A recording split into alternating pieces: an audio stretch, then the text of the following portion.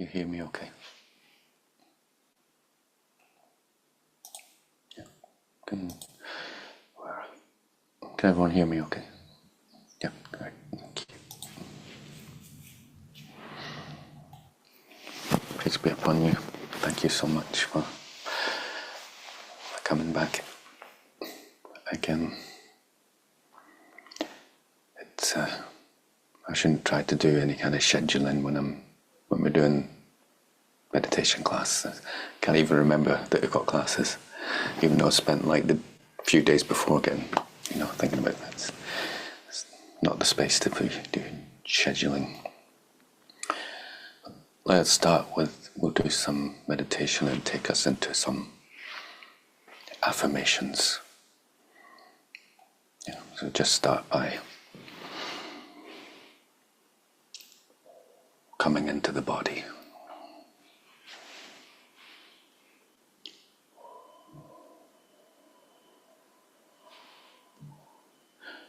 Take a deep breath.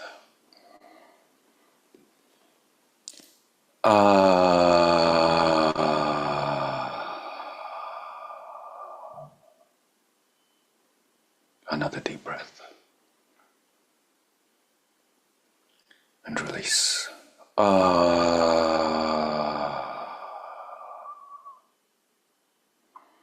deep breath. And release.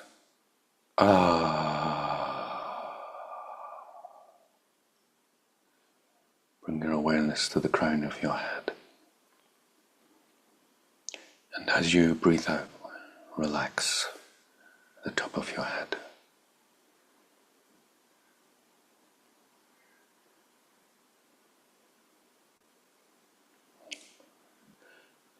Move your awareness to the forehead. Feel it soften as you breathe out. Smooth, relaxed. Come to your eyes. Feel them to be like pools of water. Soft.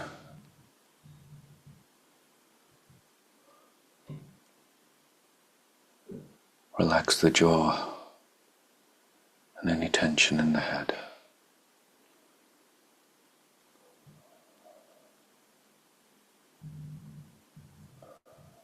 Then bring this awareness down to your shoulders. Feel like there's beams of sunlight touching your shoulders and relaxing them.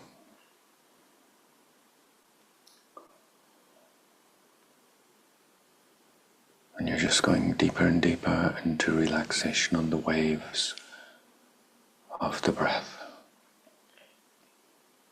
Moving down your arms,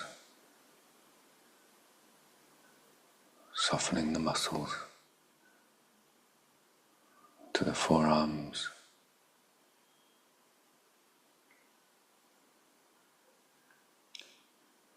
and relaxing the hands.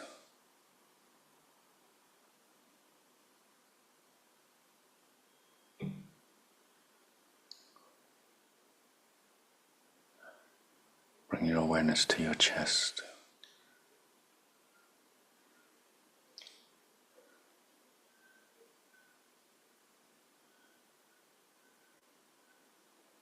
Softening, relaxing, down to your abdomen and lower back.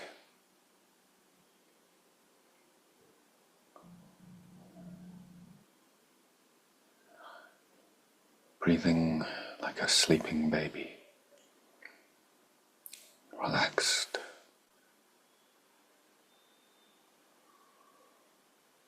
Release the tension in your buttocks, the sexual organs. Relax.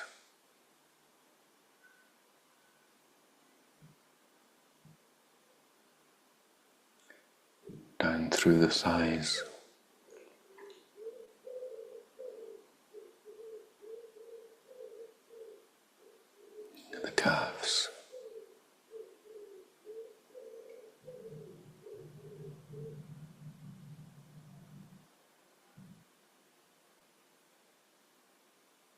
and the feet.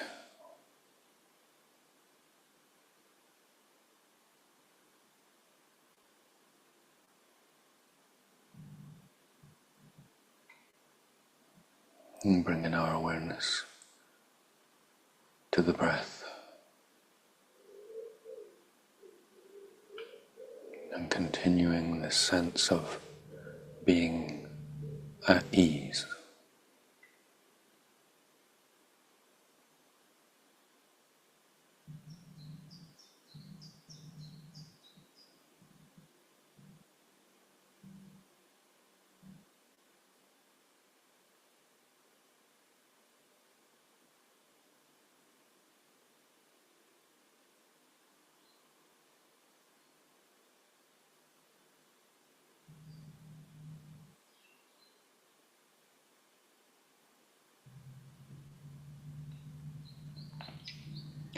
We'll relax our internal self.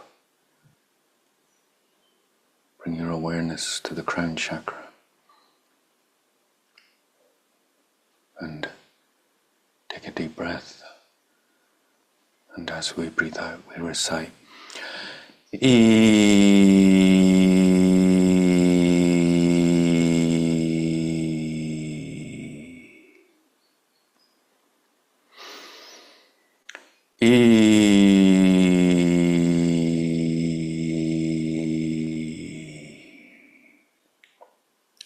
Breathe in, breathe out.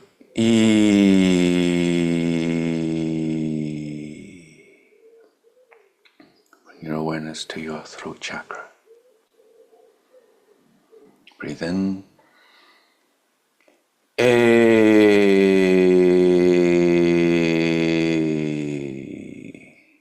Breathe in.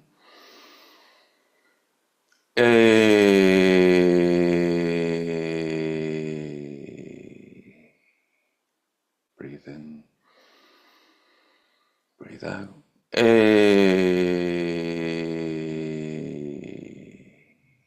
Bring your awareness to your heart chakra. Breathe in. Breathe out.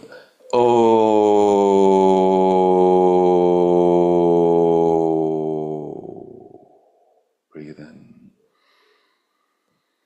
Breathe out.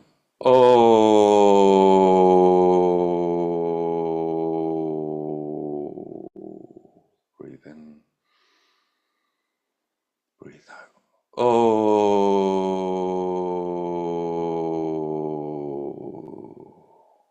Bring your awareness to your solar plexus. And breathe in. Breathe out.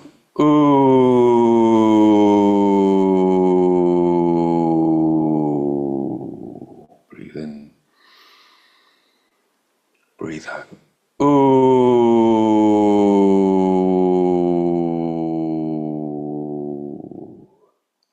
Breathe in.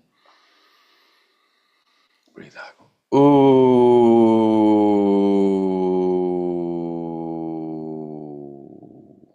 Bring your awareness to your lungs. Breathe in.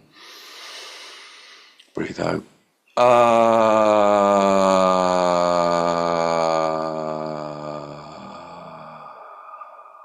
Breathe in. Breathe out.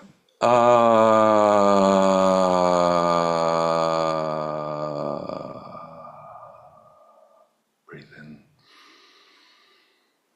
Breathe out.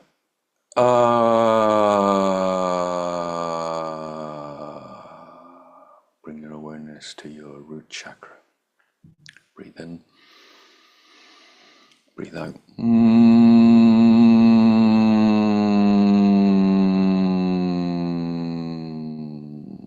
Breathe in. Breathe out.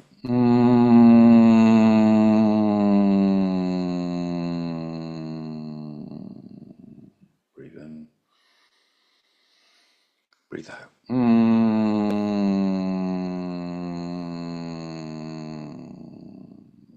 Bring your awareness to your sex organs. Breathe in. Breathe out.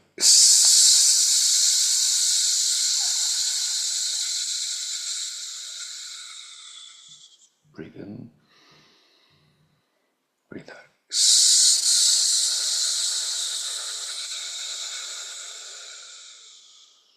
Breathe in.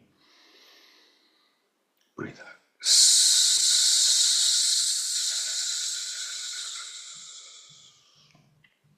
Come back to a holistic sense of relaxation of your body and internal self. Allowing the breath to be at ease and natural.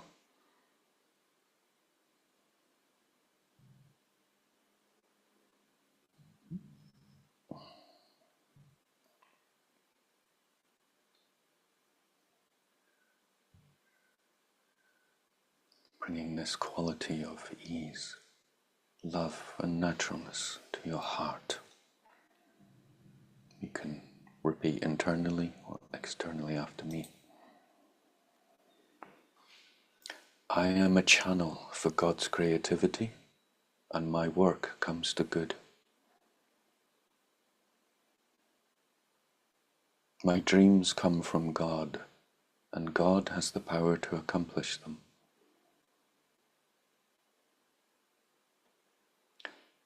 As I create and listen, I will be led.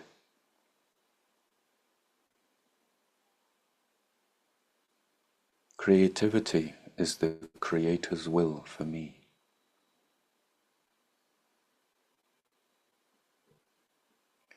My creativity heals myself and others.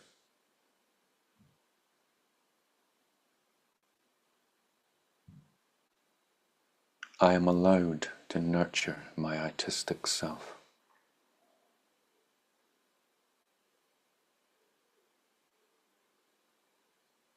Through the use of a few simple tools, my creativity will flourish.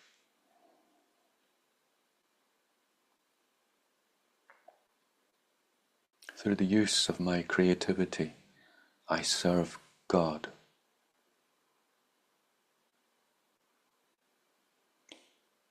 My creativity always leads me to truth and love.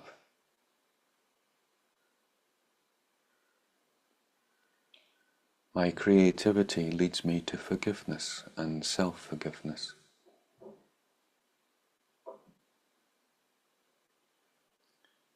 There is a divine plan of goodness for me. There is a divine plan of goodness for my work.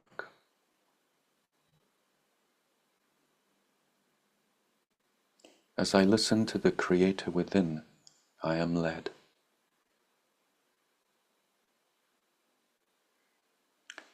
As I listen to my creativity, I am led to my Creator. I am willing to create. I am willing to learn to let myself create. I am willing to let God create through me. I am willing to be of service through my creativity. I am willing to experience my creative energy. I am willing to use my creative talents.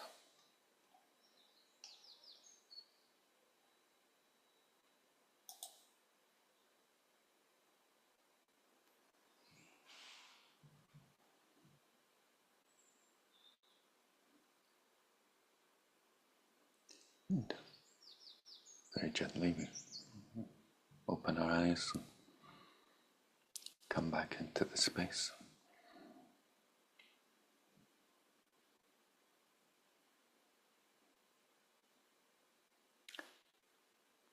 So,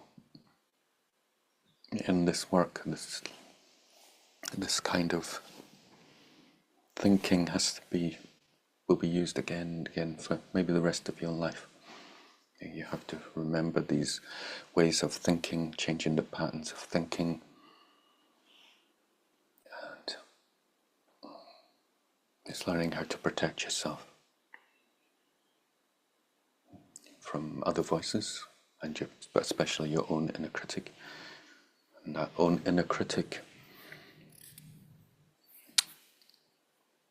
which was developed at a very young age when we're unable to protect ourselves and we take on like life is harsh. People like call it trauma, things like that, but it's life. Interestingly, there's like a negative diagnosis for every aspect of being human now, right? If you've got a lot of energy, it's ADHD. If you've got this, there's like a negative label for everything, which is interesting. This is what like Buddha said. This is wherever you go, you'll find it's samsara. You won't find in this space, when you're identified with the human body and the human mind, it's not a source of happiness.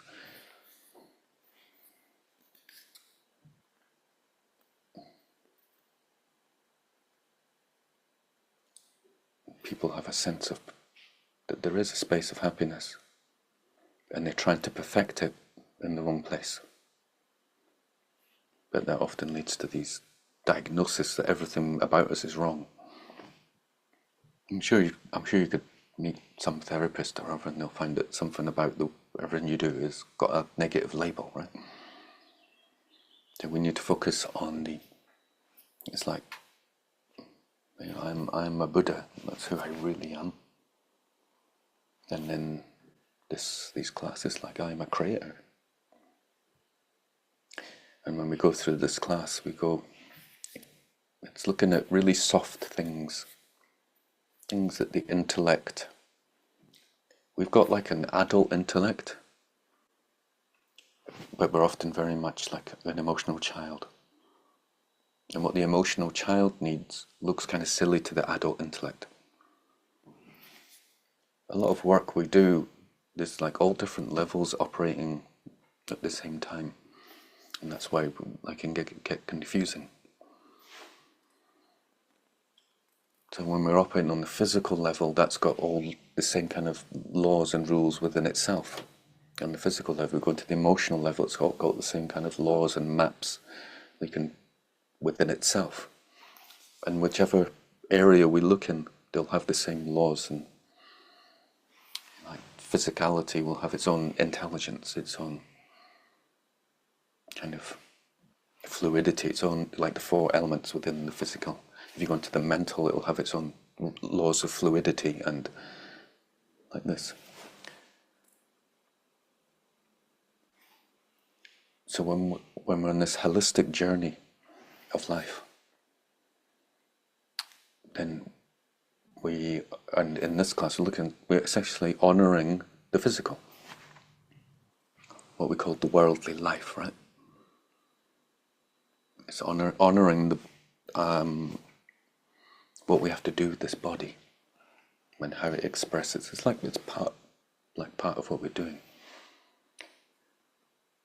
When we're speaking spiritually, we talk about the four jhanas, but we're talking about the yogas like service, karma yoga, the mind, jhana yoga, the heart bhakti yoga, nice terms and things like that.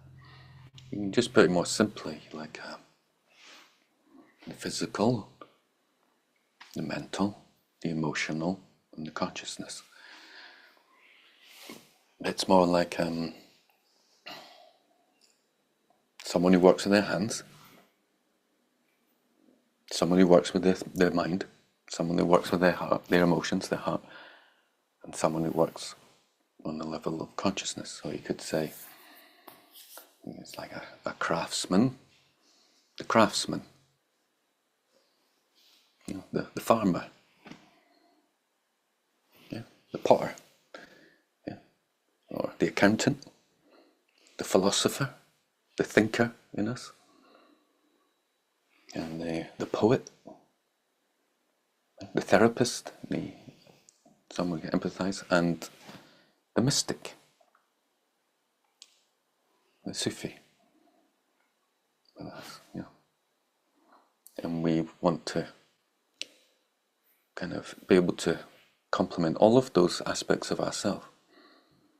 You've got to kind of work out, when we're doing these classes, in one sense, you want to work out which career path you want to do. So you might be really good, you might be a really good thinker, but do you want a job where that's where you're thinking? That's how you're expressing yourself in this life, is by thinking. Like your job. Or do you want a job where you're using your emotions all the time? You know how to be a therapist, like empathize with people, or like a nurse. A nurse is always in empathy, so they can work forever. That's how they get abused, right? I mean, what we do to nurses is like a crime against humanity. We just flog someone to death because we know that if they know that there's someone who needs our help, they'll still help them. Even though they've been working for 100 hours during the week, they will still help them. And then people just go, yeah, we can keep pushing them. But that's when you know you're a nurse, right? If you're like, nah, I'm taking the day off. I mean, you might be a good nurse, but you're not working from the emotional self, right? But if you enjoy the emotional self, that's where you really want to work. You can do it. You can do 100 hours, right? I mean, it's hard. Are you with me? Or you might against all, even though you're a great thinker, you know, like let's say you've got these tools and it's got, right, I'm really good at thinking. I just want to be a gardener. That's where I get my joy, is working with my hands.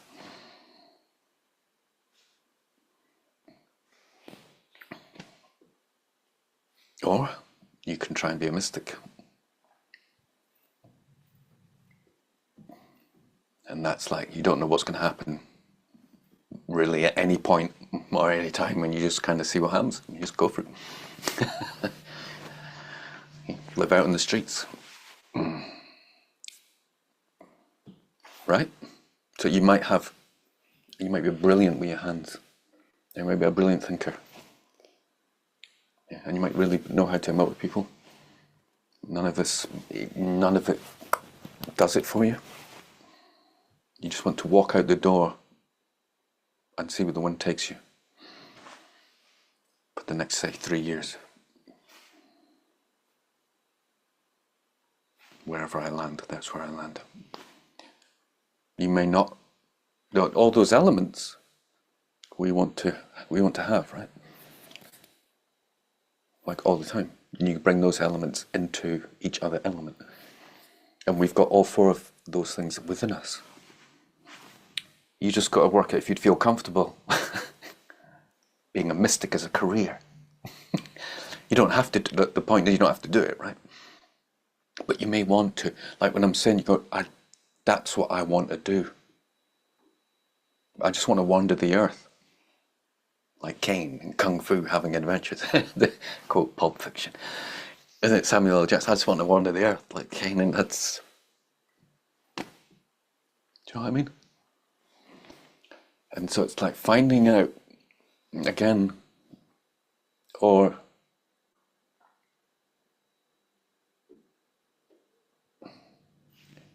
we can say, when we had a desire to do something and it got prevented by our parents, it stays. So we have to also distinguish between what is actually what our soul's journey is, we can say, our soul's nourishment, and manifesting unfulfilled desires. That sometimes they might just last, you just need to do them once, and it's kind of out the system. It might be, for me personally, hearing a song that's coming on that's like amazing, opening up, and your dad turns the TV over. And it's like, I really want to listen to that. And it's like, well, you're not getting to. And I still can remember, it's like there was a song Catch by The Cure. It's like one of my favourite bands at the time. It's like, you had no opportunity to hear it. It's not like today. and just, nope, that's gone off.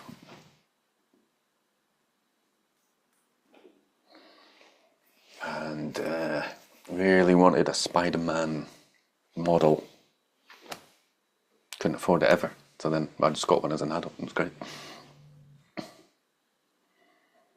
Yeah, things like that.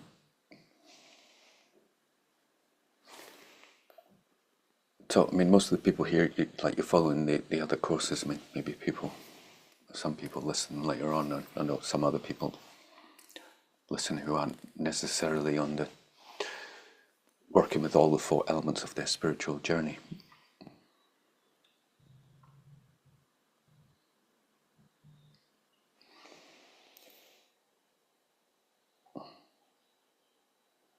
Is you honor the physical life.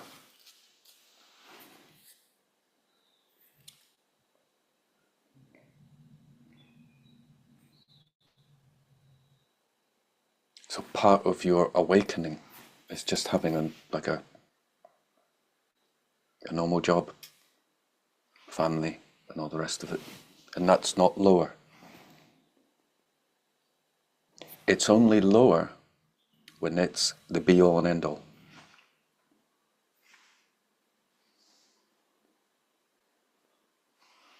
When it's the be-all and end-all, as it is for a lot of people, it's called the world life, and that is samsara. That is suffering. And in a similar way, really in a similar way, if you just live in your mind and thinking, it's generally just going to be suffering. And if you're just a mystic, it's probably just going to be suffering. If you're not incorporating the other elements, at some stage there'll be like a lot of difficulties.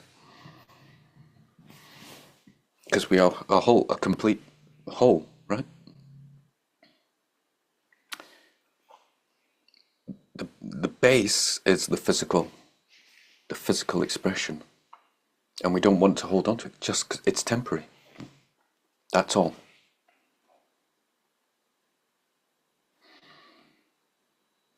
And if you think being spiritual is denying the physical, there'll be conflict, right? I think everyone here will experience to some level, some internal conflict of spiritual ideas and pushing the physical way,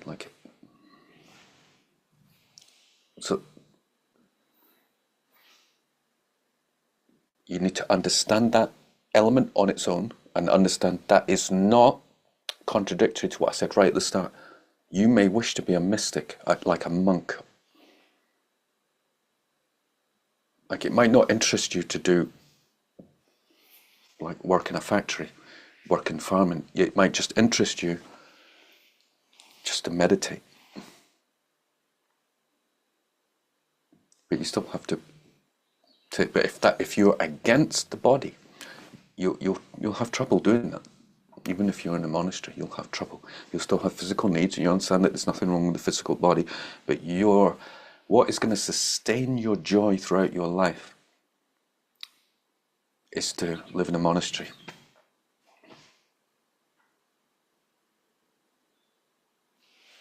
Right? In the same way, you might be really into the physical body and you want to have a family and a householder, and that will sustain you in your life for your spiritual journey. Or you may be a philosopher, or say you may be like a healer, an emotional being, a poet, a painter, someone likes to emote, a musician. They're not going to have a satisfied spiritual life unless the main thing they're working on is emotional expression. I hope this is kind of making sense to everyone, and it's might take some thinking, but it's not contradictory. There's like these just different elements. You understand that they're all needed, but you have to find your place in amongst them for a satisfying life. We may be, you may be stuck working in a factory, right? You may be stuck working in a factory, You might be a poet and you're working in a factory. And hopefully with the teachings you can turn that around and you can bring poetry to it and stuff like that. It just won't give you the same level of satisfaction as if you're a poet and you're writing poetry and you're making money from writing poetry and you can live as a poet.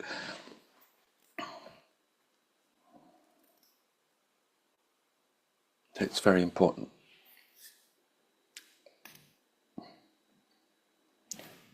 So from one point of view, you may be a really like a spiritual being, but physically you're just pretty much like most other people. You just go out, you have a job, you do the things, and these are necessary things for our spiritual growth. Yeah. Maybe we've inherited some ideas from some hippies in the 60s about, or the Beat Generation, what it means to be spiritual, like against your community.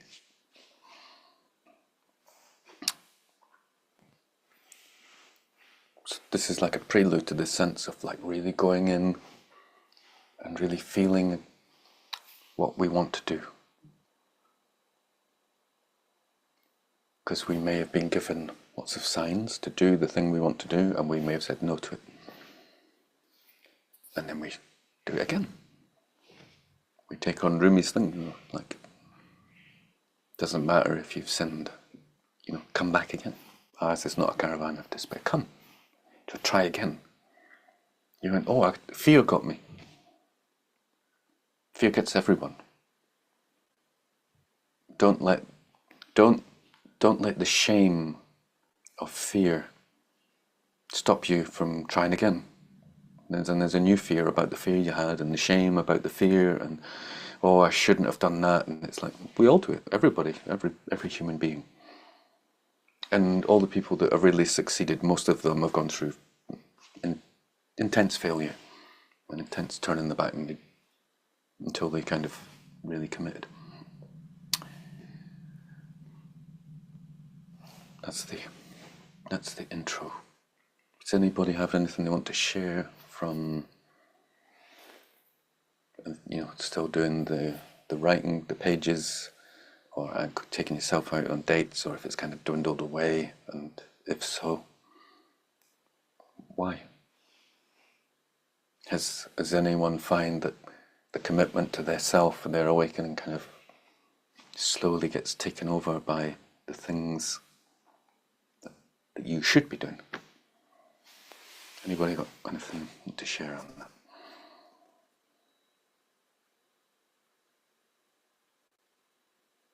Okay. I have noticed that my Enneagram tendencies, I've noticed that being one of the biggest blocks to me, just living my life creatively and following joy. Little things like planning to go a walk an hour away and then the mind coming up with excuses, it's too much money for petrol and things like that, and just security matters, and that just stifles things. But I've been pretty good at going against it and getting a bit more, loose. But also I want to say with the writing thing has been really interesting. I managed to keep that up. And I had a really clear lesson the other day. Normally I just do it straight away, or if I'm working, I've got a bad habit of picking up my phone to like just get myself woken up a bit more, and then I'll do the writing. But then for some reason one morning I had a bit more time, and for whatever reason, I read the Gospel of Judas. Um, and then what I was writing was just sounded really biblical and really beautiful, and it's just so clear what you put into your mind is what goes in, and that's what fills you up. Um, so yeah, it's just like a radio frequency of things I picked up in the day, and then it's just there floating around. That's been a really big lesson from that so far. Yeah. Beautiful. I just want to say a quick adage for, it's like if you can organize your chaos, if you've got that type of mind. So it's set aside a certain amount of money. You go, this money is designated for gambling, for throwing away, for flourishes on my life. And then you don't have to worry about it. You just set it aside. Yeah? You've already calculated. I've got enough money, and then I'm going to use this money for whatever. Yeah? Anyone else? Smile. I've had a really interesting time with my art workshops, which I was really anxious about. Nobody coming, and I kept getting the voice to trust, and when I trusted, it was better. And then it's been quite sort of, the experience has been like quite miraculous of people coming and having a really good time and paying me money. So I feel like in the commitment to my material, embodied self through trust, I'm breaking through some really fearful and secretive egoic patterns. So I've still got the little feel, oh, maybe next week no one will come, but I've had 2 weeks of really 7 people, then 8 people, and so much good feedback. And money, which is just that incredible sensation of doing something I love and being paid for it. It's extraordinary. So yeah, just sort of in a sort of wow gratitude experience. Yeah. Wow, brilliant. Lovely. And it feels like it's got more and more and more to go. Like this is a path just rising up for me. Beautiful. Thank you. Joyful satisfaction. Nothing like it. Anyone else? Thank you.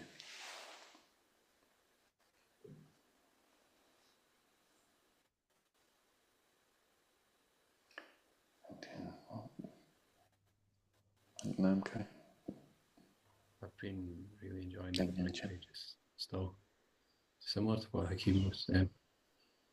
I feel the difference on the days of what I'm putting into my mind and what's coming out, and that sense of poetry and expressing the emotions and what's coming out. I feel it's really, really helpful. One of the things you were saying earlier, I feel, yeah, it hit on a point for me because it's something to do with the sense of adventure. And when we're doing the mandala and what's missing, I feel like often what we're doing in class and things, it's a lot of adventure in a sense, but I feel maybe I'm not honoring that in the physical in a way, and still believing a lot of the patterns that, or the impositions in a way that I've been brought up with. It's like, this is how life should be in a society and things, and for example, work and things. And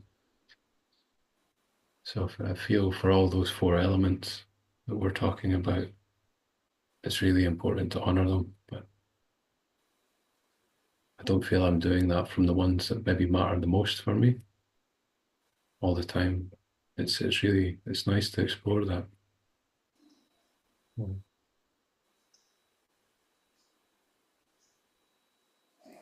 Thank you. Yang Chen, you gonna say something? Yeah, with the pages in the morning, it's been like an outlet for things that I haven't really allowed my mind to go to. So some of you know that I'm waiting for this court decision, and if it goes well, I've been scared to even consider what I'll do if it goes well, really, because in case it goes wrong. So my mind is always like, don't imagine what you might do.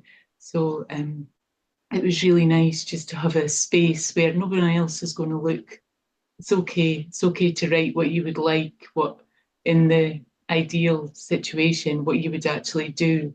And so I was able to write a list of just like wonderful notions of how I might help people that I know in my family and how I might support people in their work or that kind of thing, and maybe just create my own environment in a way that would be lovely.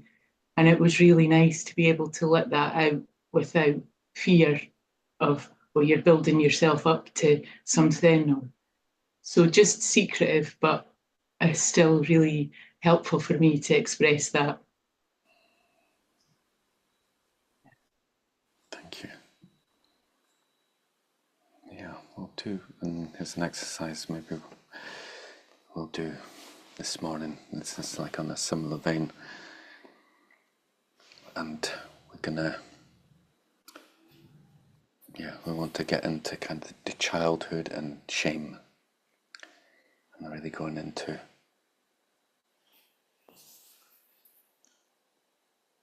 you really want to treat yourself like a baby when we're doing it. Like really, like it's like you need to really treat yourself like a real, like you're parenting yourself. And we judge ourselves so harsh in what we think we should do. Does anyone else have anything they want to share before?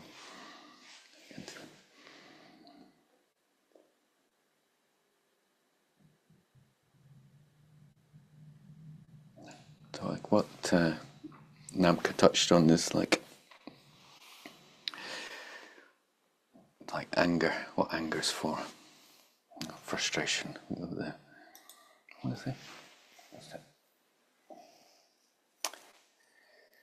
I say we're nice people, right? Yeah, so we just kind of hold the anger down, stuff it, put it down. Spiritual people don't get angry. You just get blocked, squashed, yeah. Goes against our idealized self-image of who I should be. Yeah. But anger is actually pointing us in the direction we need to go. Yeah, it's like it's like a loyal friend. It's like it demonstrates where your boundaries are. It demonstrates where you need to be going, and it can often be like I could make a better film than that. There's like I've got some little list of things that I say like, yeah, I can make a better film than that. So this anger says you want to make movies, you need to learn how. I can't believe it. I had this idea for a play 3 years ago, and she's gone and written it. This anger says stop procrastinating. Ideas don't get opening nights. Finished plays do. Start writing. That's my strategy he's using. This is incredible. I've been ripped off. I knew I should have pulled that material together and copyrighted it. This anger says it's time to take your own ideas seriously enough to treat them well.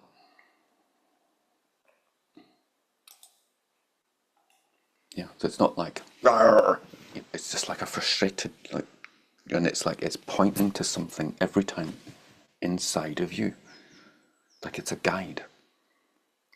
If you put that on, it'd be ridiculous to put that on someone else. These kind of thoughts that we have. And it's often like jealousy, right?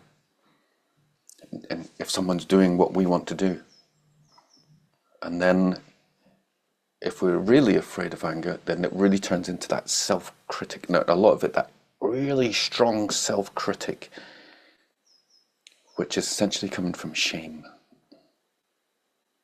I should be better than what I am. And then I have this high idea of who I should be, and then I never think it will be as it will be in the work. Then I get angry at myself. Then I think, oh, I'll never be able to do it. Oh, it's too late now. And these are all voices coming from that shame and that perfectionism. And they're just to try and block us and stop us expressing ourselves. Like that's in the beginning, when we have any sense of expression and any criticism or anything, just below, it just shuts it down, it reaffirms it. Now I could got some stuff written down which, I'd be good to hear.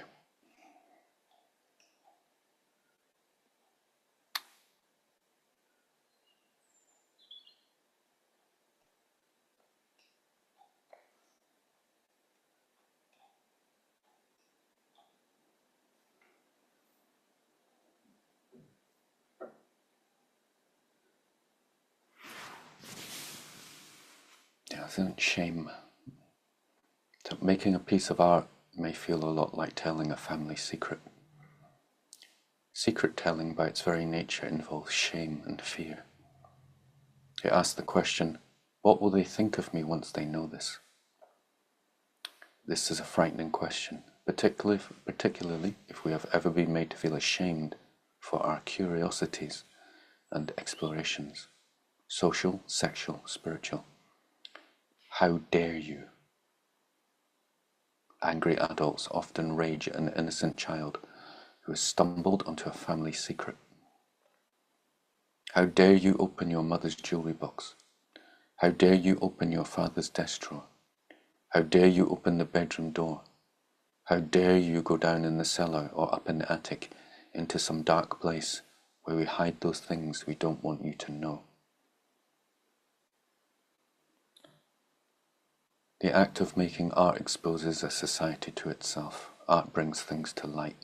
It illuminates us. It sheds light on our lingering darkness.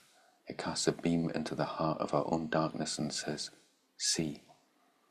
When people do not want to see something, they get mad at the ones who show them. They kill the messenger.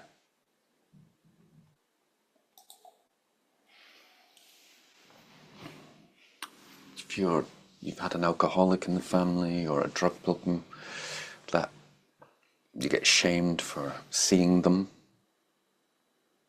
Yeah.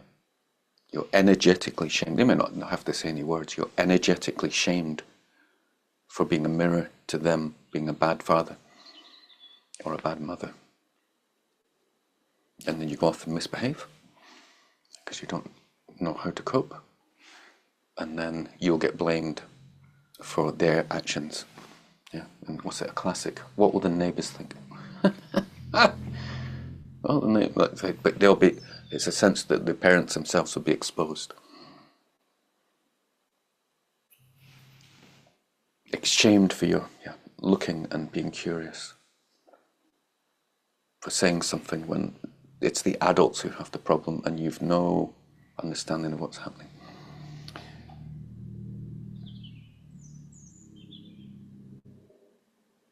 But we'll make a decision. Like, I'm not going to do that again.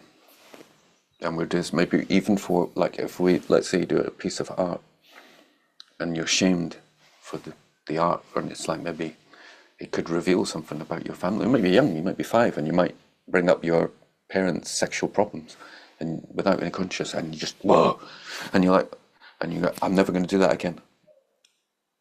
And you're not going to think that again, but that can stick with some people their whole life. You'll never do it again. They've made a promise.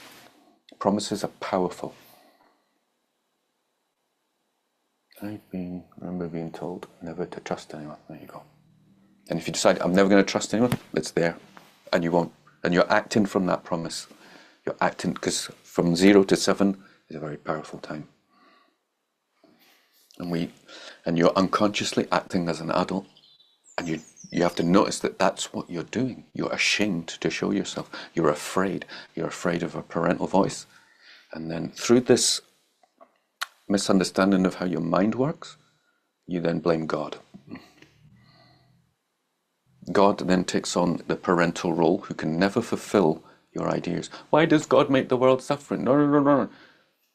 Basically, why does mum and dad not treat me right? And it just becomes God. And it's just to condemn ourselves. And it's a way to protect these root kind of senses of shame. and suffering, we can't express ourselves. So when we are learning to express ourselves, which we're doing, you have to have the right people to share with. Like we have a group here. It's like a protective group until you have enough power that you can show anything to anyone, and even if they criticize you, go, fair enough.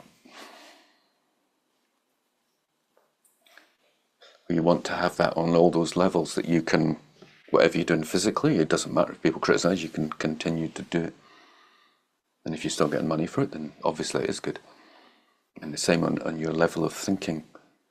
Yeah. You might have a society like we have right now telling you very strange things. You can't even say it on here because of, well, it might tell you very strange things, but your mind is capable of just going, it doesn't matter how many people are saying it, I know that's not right. And the same with your emotional self, and that comes a lot harder. Someone's trying to guilt trip you and things like that, you just kind of emotionally know that it's not true. And then in your consciousness where no one can touch you. But again, that can take a long time to get the confidence that, no, this is what the spiritual path, this is my spiritual self.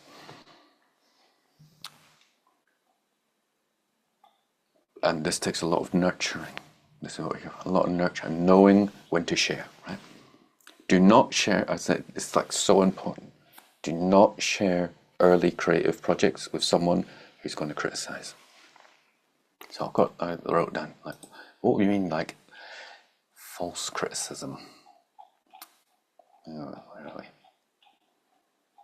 Sorry, I'm all over the place. What am I? The criticism that damages is that which disparages, dismisses, ridicules, or condemns. It is frequently vicious, but vague and difficult to refute.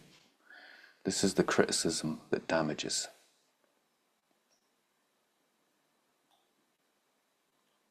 And it's like often, how could you? Positive criticism helps. Someone points out, you go, yeah, I could have done that. Yeah.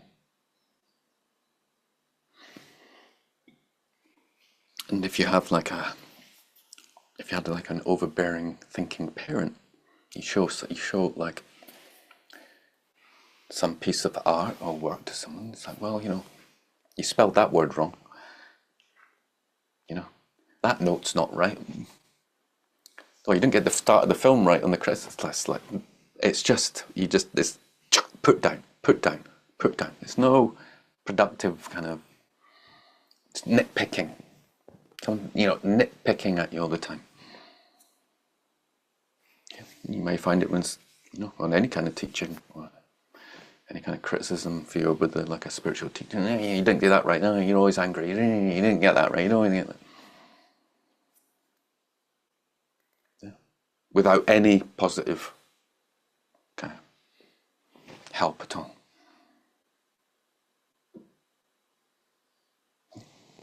If you're doing work, you need to be, so just from my own experience of doing acting and drama, you need a lot of critique. That's what you do. A lot of it is just critiquing. Just going, that's not very good, you need to do that. But also, this is good. This is what you've been doing good. And someone says, oh, that was rubbish. It's like, well, what does that mean? Well, I don't really like it. What does that mean?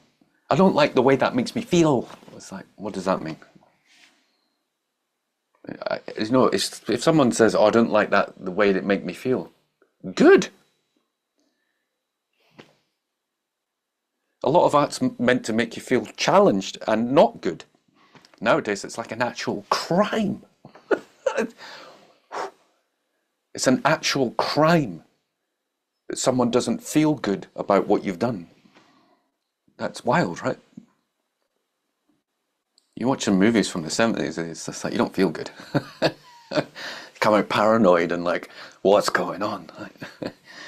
That's why they changed the movies in Hollywood in the 80s, always they had to have a happy ending. It's in the 70s, it's like that was art. It challenged you. So it's different than someone just saying things, there's no argument back. There's nothing you can, it's just negativity. You have to know your friends, you have to know who's going to say this to you. You have to know how to protect yourself. You have to know when you get criticism like that, how to go back to your affirmations. You have to no, I'm a good artist. I know how to work. You can look again at some positive criticism you received and just go, no, because these will affect us. They will affect the child in us and the sense of shame. And I think I've got some rules of the road when dealing with any form of criticism. 1, receive the criticism all the way through and get it over with.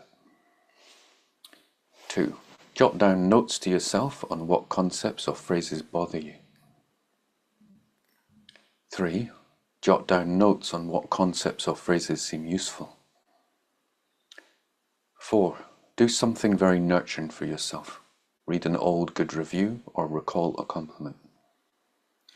5, remember that even if you have made a truly rotten piece of art, it may be a necessary stepping stone to your next work. Art matures spasmodically and requires ugly duckling growth stages. 6, look at the criticism again. Does it remind you of any criticism from your past, particularly shaming childhood criticism? According to yourself, that the current criticism is triggering grief over a long-standing wound. Acknowledge to yourself, that the current criticism is triggering grief over a long-standing wound. 7, write a letter to the critic, not to be mailed, most probably. Defend your work and acknowledge what was helpful, if anything, in the criticism proffered. 8, get back on the horse, make an immediate commitment to do something creative. 9, do it. Creativity is the only cure for criticism. And then there's a quote from Eugene Delacroix. Artists who seek perfection in everything are those who cannot attain it in anything.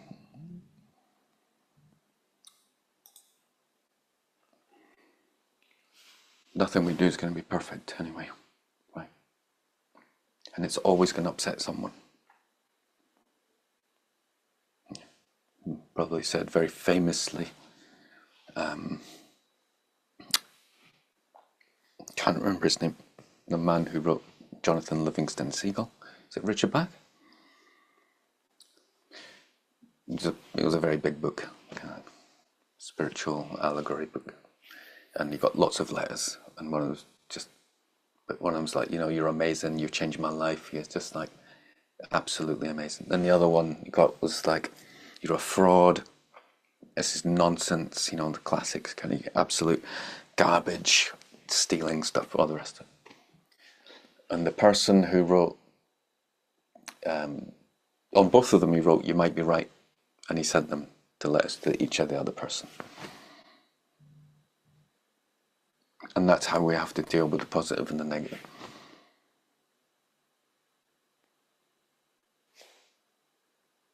And for us, you want to actually soak in a bit of the positive things. We're so hard on ourselves. It's like you want to there'll be someone else who feels the opposite. It's not for us to.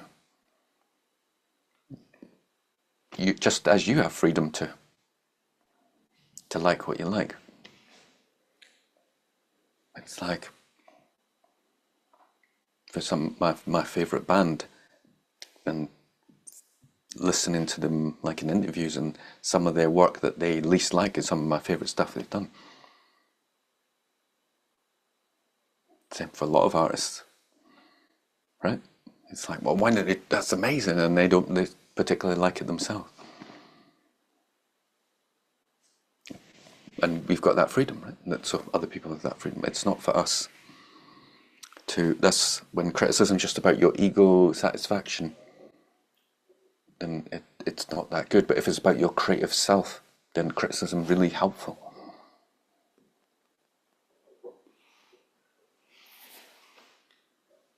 So it's good to have people doing the work together who can critique you, because you know that they've got some value in the words. But when you're starting out, just make sure it's just positive positive, nurturing, just like your baby. So if you've got a baby, it's just nurturing all the time. That's what you need to nurture yourself all the time. It's not the time to go really kind of criticize. It's the time to try and get a sense of being able to be prolific, bring stuff out. So I think let's be good to just do a little exercise. If you've got a pen and paper or you want to write.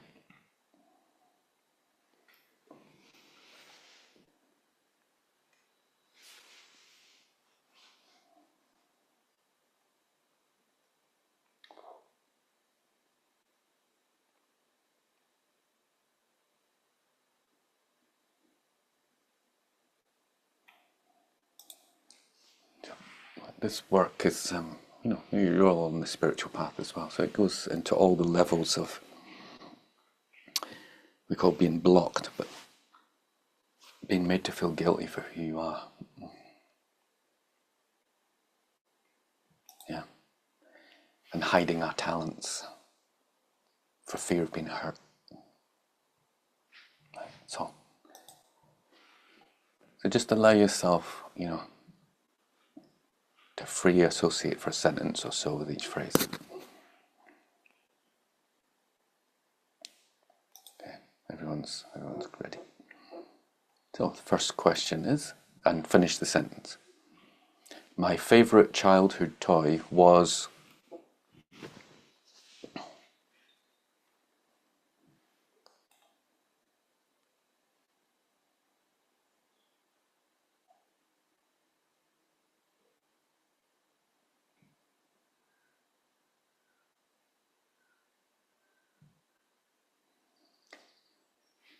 Two, my favourite childhood game was...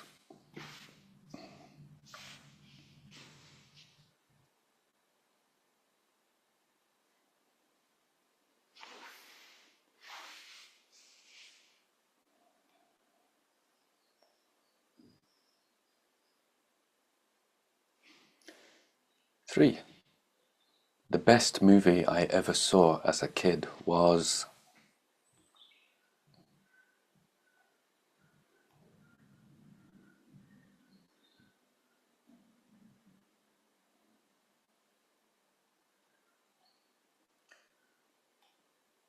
4, I don't do it much, but I enjoy...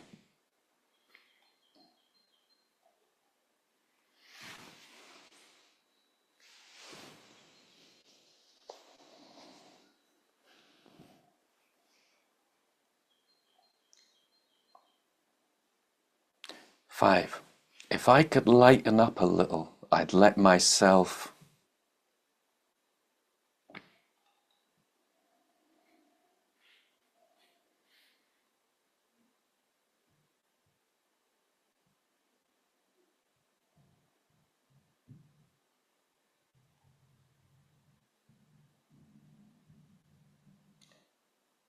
6, if it weren't too late, I'd...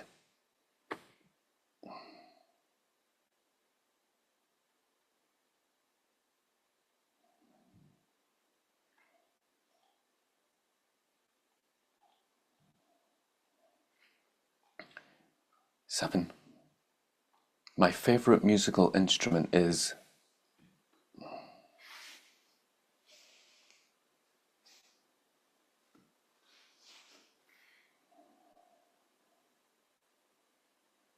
8, the amount of money I spend on treating myself to entertainment each month is...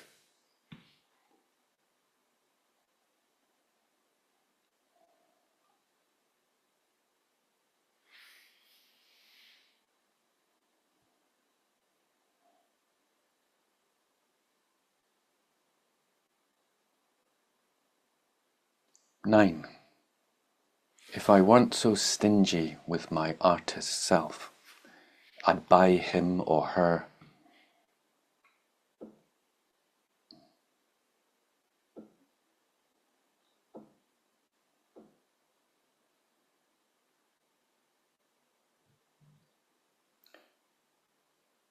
10, taking time out for myself is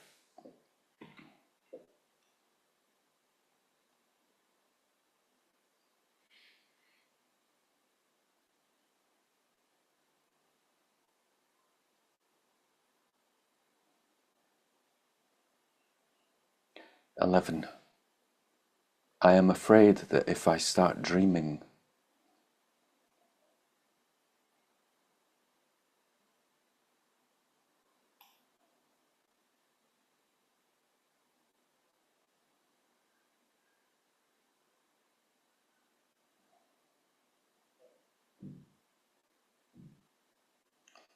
"12. I secretly enjoy watching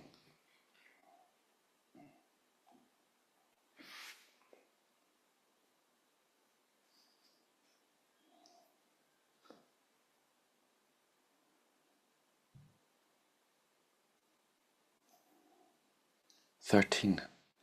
If I had had a perfect childhood, I'd have grown up to be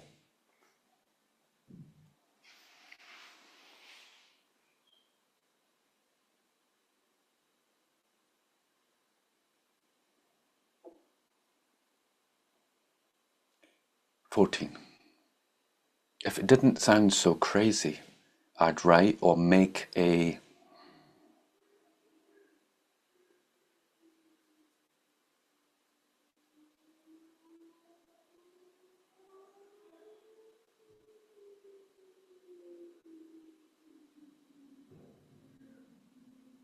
15.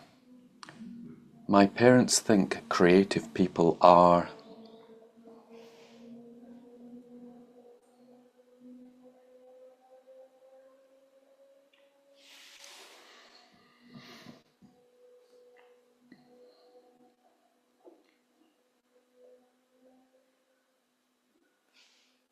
16. My God thinks creative people are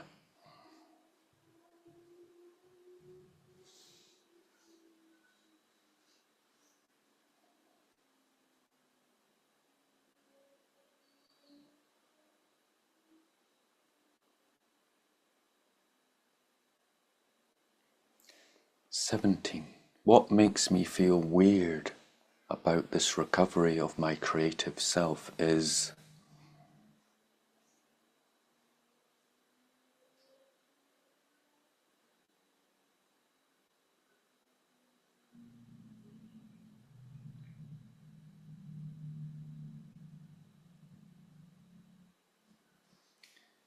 18. Learning to trust myself is probably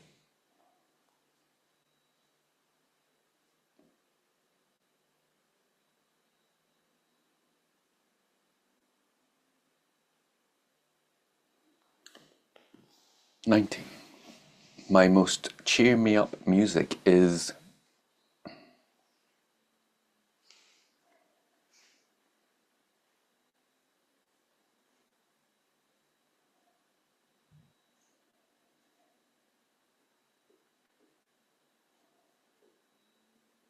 20. My favorite way to dress is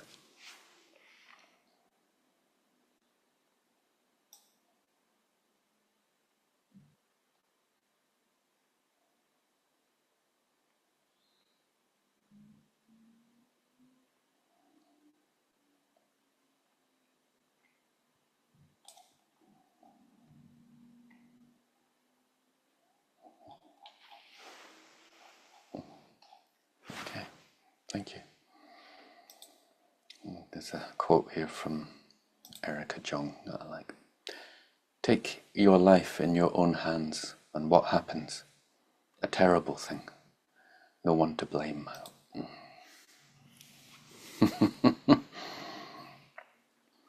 So see, these exercises are just got to like keep tapping into like a self that you had before it was crushed. And hopefully just remind you again that there's no one to blame. It's not, I think I got distracted, but trauma is just a natural way of living. The first time the greatest trauma, one of the greatest traumas we all experienced is when our mum left the room. So what are you going to do? Stick to your mum forever? That would be the most unhealthy thing possible. So we understand that trauma is essential for growth. And if you listen to, depends who you listen to. So if you listen to, oh, you know, trauma, that's bad, you have to look at, no, trauma is essential for growth. Things that we don't want to happen are essential for growth. We cry because our mums, we're totally traumatized. It's the first time we experience as a baby, we're alone. Our mums abandoned us, like utter like terror, apparently. Okay. And that's growth. That's first time you go to school. If I'm going to take them all. I'll sit in now. I don't know. Do they sit in with them in class now? Is that what's next? Because they don't want to experience any negative feeling. It's like so unhealthy. You know. So we're meant to experience these things. So there's no one to blame. That's the point. Whatever you do, don't blame your parents. You can recognize how they've affected you negatively, and they will have. And we understand that that is the natural part of life, is how to then, as an adult, to reevaluate, rechange, and redeal them. And transmute them. Does anybody here think you can go from a baby up to an adult with nothing wrong happening to you? Right. There's no one to blame. It's just part of the gig. So it's how do you deal with it? This is what we do. How do we deal with it? So you can recognize, we can recognize that my parent is a confused, helpless child themselves, trying to figure out what life is, filled with their own problems and negativities, and doing the best they can with what they have. And for many spiritual paths, you chose that family to learn this stuff. You don't blame them. They've got like swords in their hands and they don't know. What? Oh, you just cut me again. Stop turning. I can't stop turning. Right? It's very important. We're not looking to blame anyone. We're only concerned, if we're on the spiritual path, we're only concerned of what works, how to heal, how to move on. You know, how to change. So one of the things that we actually talked about last night, this is a big one, is do we really feel we're being guided by a creative force? Some people call it God, some people call it consciousness. We can intellectually understand, even in the level of physics, that everything is consciousness. Do we understand that we are being guided? And is it easier just to go, if there's no God, then it doesn't really matter, and I don't really have to make an effort, right? It doesn't really matter. But if you understand you're co-creator of your world, then you're responsible for everything that's happening in your life. And can we handle that? Or is it easier just to develop a paradigm where it just seems to be random and nothing matters? But it's actually what we think and say reverberates right in our life. And the spiritual path is a growth of vibration, and the more you are loving yourself, the more your environment will reflect the love of yourself to you. And the more you hate yourself, the more things will happen that will just perpetuate this hatred of yourself. And there's no person up in the sky who does that. We do it. We have power. Now, are we afraid of that? You can look at this. Are you terrified of success? Is failure easier to deal with? When you succeed, you'll have to reevaluate who you are if you've previously been a failure. Now, can you do that? Like, hopefully the spiritual work, you can embrace that.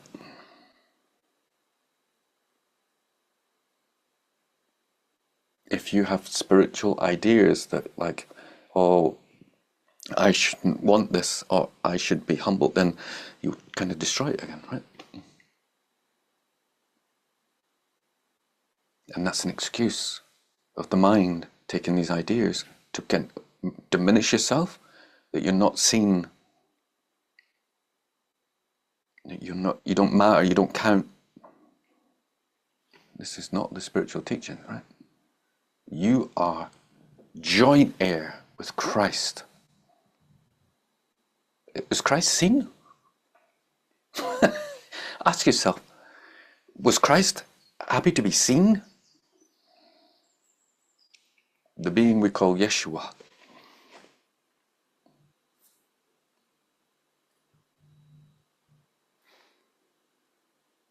Seemed to be pretty happy to be. It's just like, I am my Father's son.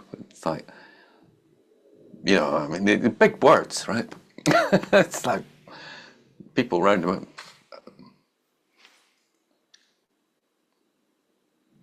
Buddha happy? All Buddha did was walk about teaching, just gathering disciples. And we're like, no, I'm not to be seen. No one's to see me. That's what being spiritual is. That's not having an ego.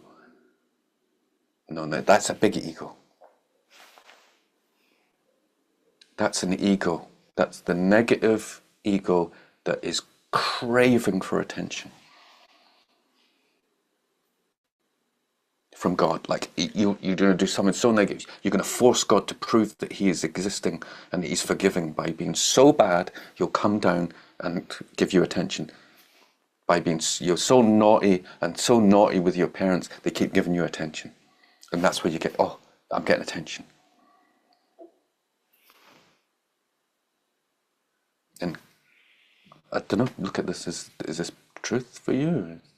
Are you afraid of success? Are you afraid to embrace it? These very important things. And is there a guiding force helping me? Because we're saying there is. We say God wants you to succeed. And so I've got some examples like of synchronicity. Hopefully you've got your own.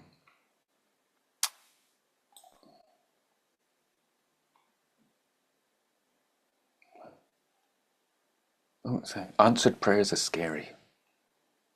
They imply responsibility. You ask for it.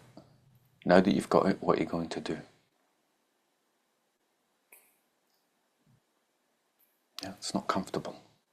So, say a woman admits to a buried dream of acting. At dinner the next night, she sits beside a man who teaches beginning actors. A writer acknowledges a dream to go to film school. A single exploratory phone call puts him in touch with a professor who knows and admires his work and promises him that the last available slot is now his. A woman is thinking about going back to school and opens her mail to find a letter requesting her application from the very school she was thinking about going to. A woman wonders how to rent a rare film she has never seen. She finds it at a neighborhood bookstore 2 days later. A businessman who has secretly written for years vows to himself to ask a professional writer for a prognosis on his talent. The next night, over a pool table, he meets a writer who becomes his mentor and then collaborator on several successful books.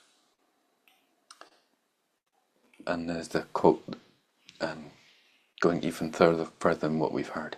When a man takes one step toward God, God takes more steps toward that man than there are sands in the worlds of time.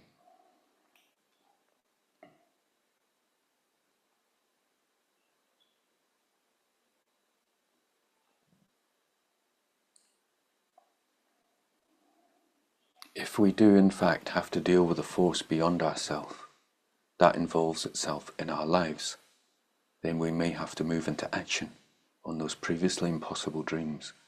Life is what we make of it, whether we conceive of an inner God force or an other outer God doesn't matter. Relying on that force does.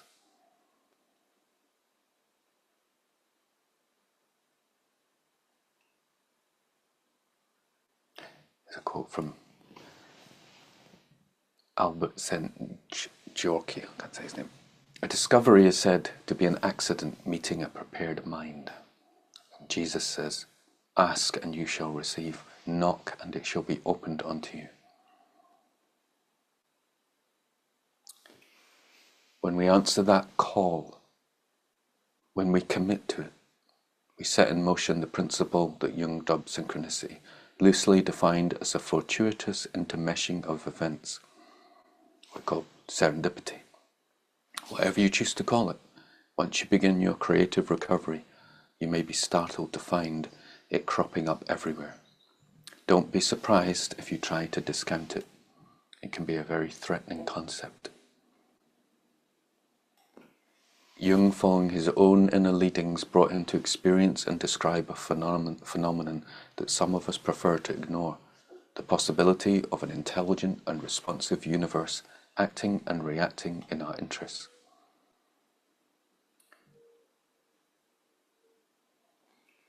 So, as a rule of thumb, never ask whether you can do something. Say instead that you are doing it. Then fasten your seatbelt. The most remarkable things follow. The universe falls in with worthy plans, and most especially with festive and expansive ones.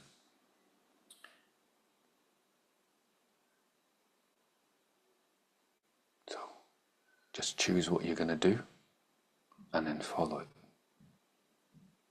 Yeah, the how usually follows after we've decided. So if you ask an artist how he got where he is, he will not describe breaking in, but instead will talk of a series of lucky breaks. 1,000 unseen helping hands, Joseph Campbell calls these breaks. And we can rely on them. So, take a small step in the direction of a dream and watch the synchronous doors flying open. Seeing after all is believing. And if you see the results of your experiments, you will not need to believe me. Remember the maxim, leap and the net will appear. In his book, The Scottish Himalayan Expedition, W.H. Murray tells us his explorer's experience. Until one is committed, there is hesitancy, the chance to draw back, always ineffectiveness. Concerning all acts of initiative or creation, there is one elementary truth, the ignorance of which kills countless ideas and splendid plans. That the moment one definitely commits oneself, then providence moves too. All sorts of things occur to help one that would otherwise never have occurred. A whole stream of events issues from the decision, raising in one's favour all manner of incidents and meetings and material assistance which no man would have believed would have come his way. Famous quote.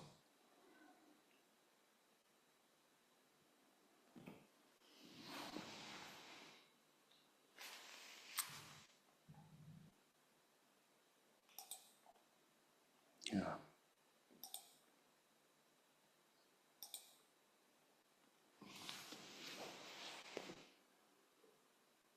Does anybody have anything coming up?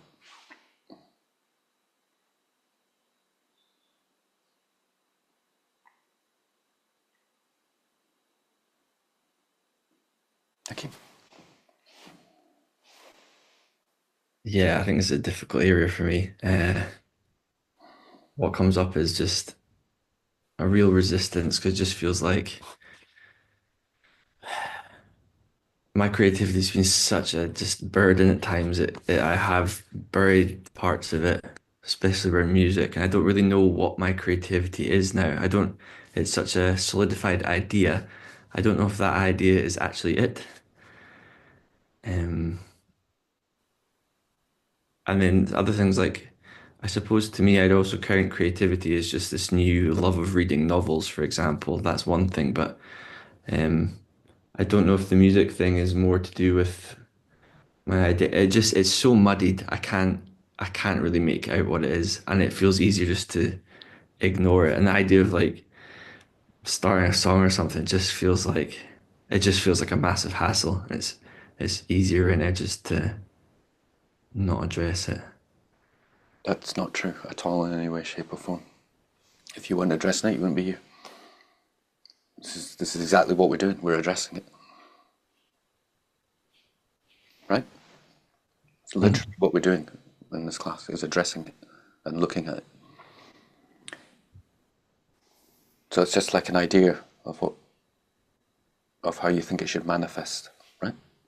So on the next point, really deeply connected to that, is take your time. Yeah, as you say, it's like you just said it. You've got clarity on the issue. It's muddled at the moment. You know what it is, but it's like it's muddled. So you know the arena in which we're going in. So it might take let's say it takes at least a year. So you can just relax into. I'm going to have to try and. You can't figure it out like that. That's not the heart. It's like saying we're doing the morning pages. Very important. We're doing like these exercises. These exercises are subconsciously releasing things. Maybe related to your question that you asked yesterday. There will just come a time where you, I say, breakthrough. Has anybody had bad hearing due to wax in their ears? Yeah? What's it like when it comes out? They're loud. It's Right? so But it's like, oh my God, that's what hearing's like. Again, it's like I've been hearing, and it's like, oh my God. It's like unbelievable. I mean, when I did it, I thought it was like Spider-Man. It's like I could hear someone's coat. It's like, wow. The whole time we've just been living with something dampened down and not as good as it could be. And then it gets unblocked. It's like that. It's like, oh, what was I thinking? That's what will come up for a lot of people. I mean, beyond the spiritual work, you've got these ideas, and this block self is taking in all the ideas, all the spiritual ideas. When you actually have a breakthrough, it'll be like, it's nothing like you've been thinking. Right? No. Oh, God's like that. If you've been in a bad relationship and you come out of it, it's like, oh, what was I doing? You had these experiences before? Yeah, everyone, right? That's like a sense of what breakthrough. That doesn't come just like by thinking about it. So we're doing this work, and it's like you'll start to get a sense of there'll be something in there about your relationship, say, to music. So you're getting a sense of, being creative might be reading a novel, and it stimulates a certain creativity. And creativity is like an energy. It's like a sensibility. It's like a muscle on how we approach things, how we creatively cook. Yeah, and we get a sense of that, a sense of joyful participation with the world and in the small things, and we treat ourselves all the time in small things. Like, really, it's like learning to treat yourself again like a kid. It's very important. To try not to judge the time. You with me? Yeah, let it breathe. And if you've had a lot of shame around what you were doing previously, then it's good to have a little break from the creativity in that arena and get a sense of creativity in general, and then come it back into that space. And you've told me lots of like words that go with music, right? There's just, I should be doing this, or this should be that, and there's lots of stuff there, right? And we've gone into where those words came from. So hopefully this work is enjoyable. It's important to you. Like, I don't want to do any more classes that we're committed, because it's like 1 o'clock now. I don't want to do any more formal classes, but I think I just might put up some exercises to keep doing over the weeks to keep the continuum. And you can, if you want to write to me or, share some stuff, that would be good. And we've got some exercises that you don't have time to do today.